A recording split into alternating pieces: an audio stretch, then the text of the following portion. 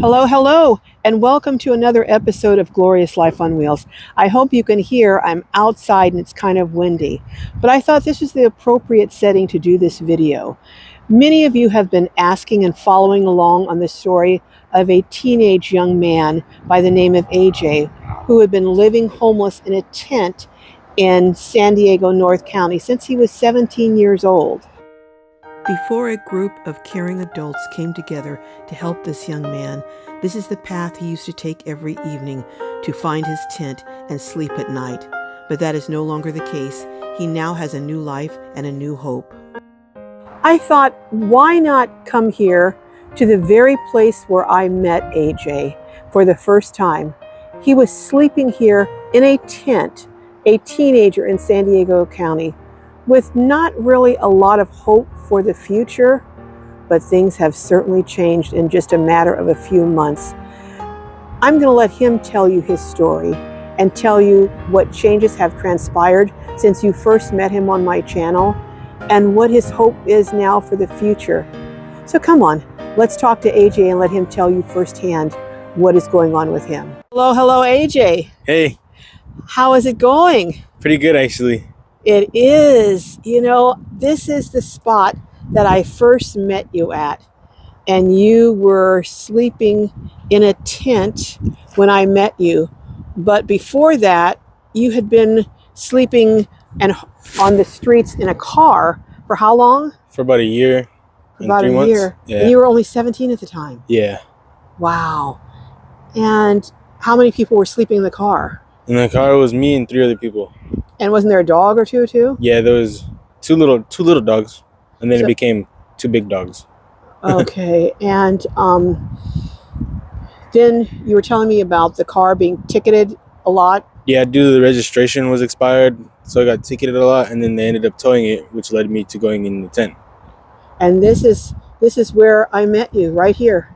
You were sleeping in a tent here, and Kat, who has a trailer, introduced me, and she was saying there's this teenage kid that I really want you to meet.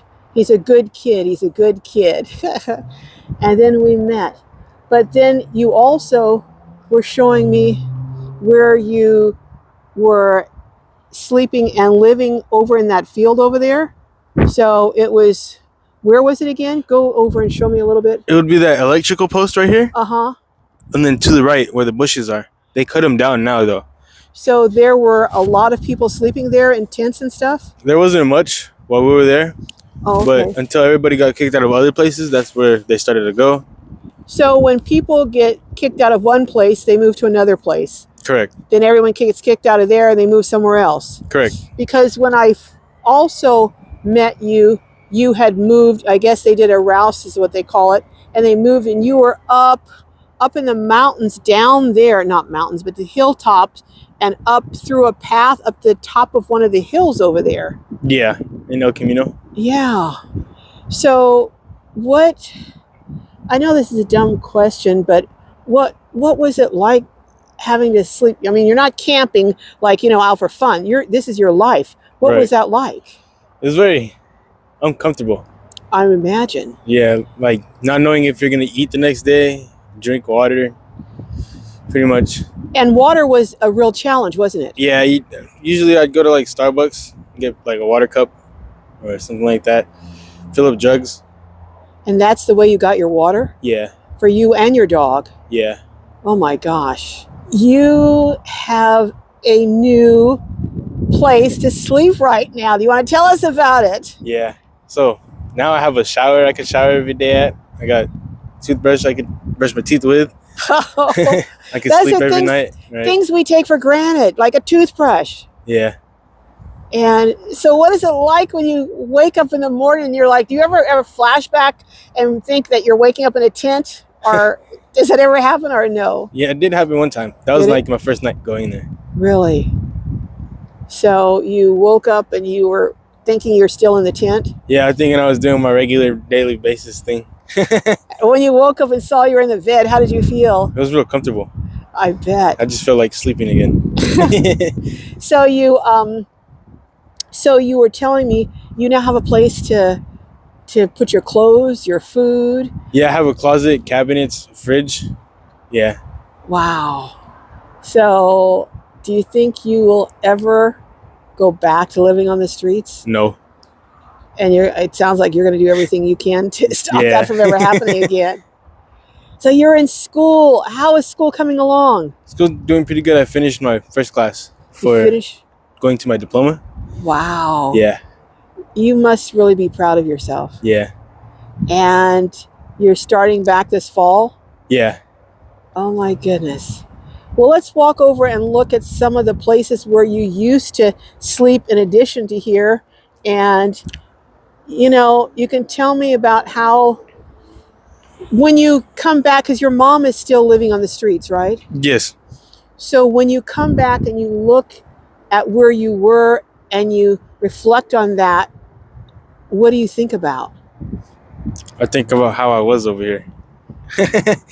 Like, how was I living like this? Yeah. And does it seem like, because we were talking just a few minutes ago, that it was only a couple months ago Yeah, it wasn't like about 2.5 months ago, maybe. that people started really coming around you and helping you to get your, you know, your birth certificate, your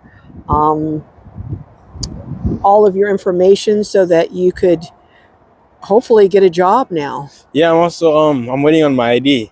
Your ID. Yeah, How long has it been since you've had an ID? I never had one. You've never had an ID? No, only a school ID. Oh my goodness. I'm thinking that you have a soft-spoken voice, so I'm going to ask you to hold that microphone up to your mouth. So, as we were walking and talking, when you were out here, was there anyone that was trying to help you out here before, you know, you and I met? Not really, no. So, The most help I got was the outreach team telling me to call 211, but that never worked for me. so when you would call 211, what would happen? They would say that they had no available rooms and that I needed like some type of document that proves my identity. So would you tell them how old you were? Yeah. So they knew, so when you would call 211 in San Diego County, you tell them you were a teenager and you were homeless living on the streets, and they'd tell you, well, we need to see your ID. Yeah, pretty much. Or to wait and they would give me a call back, but then I never got a call back. And they would never call you back. Now, I know that one of the deputy sheriffs from San Diego County, Amber, she got involved. And what was one of the things that she did, and what was her role in helping you? It was two officers. It was Officer Abraham and Deputy Amber. They both helped me. So she helped me get in touch with Olivia, which works at the Y. Okay. And then that helped me get housing. And Amber paid for my birth certificate. Yeah, I know the Glowbies had donated some money, but then you needed to use that money to get your phone so that you could pay your phone so you could call, make different calls and stuff. Yeah, and I was able to get clothes with that money as well. Yeah, we had got you some clothes, but you still needed more. Yeah. Yeah. So Amber, so I'm just trying to look at all the people who came together to help you. Now, Kat, who lives in a trailer on the streets, she was giving you rides different places, I understand. Yeah. So she was giving you rides and taking you over to Brother Benno's to try and check on your mail. Yeah. To the Humane Society to get dog food. She took me to the Y a couple of times.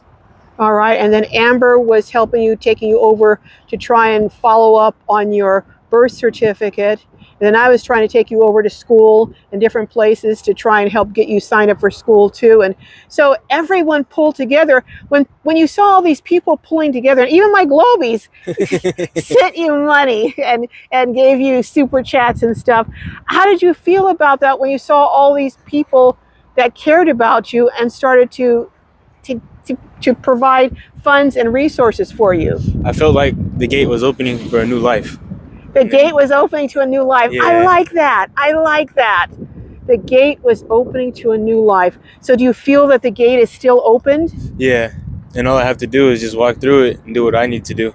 So now you registered for school and you've completed one class towards your high school diploma. Yeah. How do you feel about that? I feel great.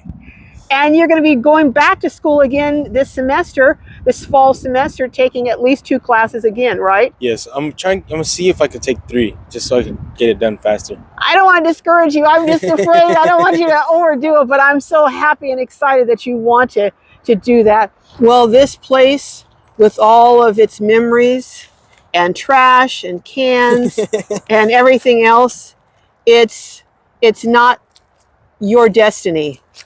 It might have looked like it was your destiny, but this isn't your destiny. You have another destiny. And will you keep us posted on how you're doing in school and how you're progressing, and every once in a while give us periodic updates? Yeah. All right. Yeah, I could do that. I could take videos and send them to you. That would be cool too, or I'll come out and take the videos too, whichever way. But okay. We're just excited, and I'm so proud of you. Thank you. I'm very proud of you, and I'm looking forward to great things from you. Well, AJ, until the next time, you did say there was something else you wanted to say before I closed out. What was that? I just wanted to thank everybody for helping me and for being there and for giving me the motivation I needed and the help I needed. I really appreciate it. And I think everyone, the only thanks I think anyone really needs is seeing you succeed. And you're well on your way. Well, you know what? We will see you down the road not too long from now. When you complete your next classes, we'll do another interview. How about that? Okay. All right. We'll see you later, AJ.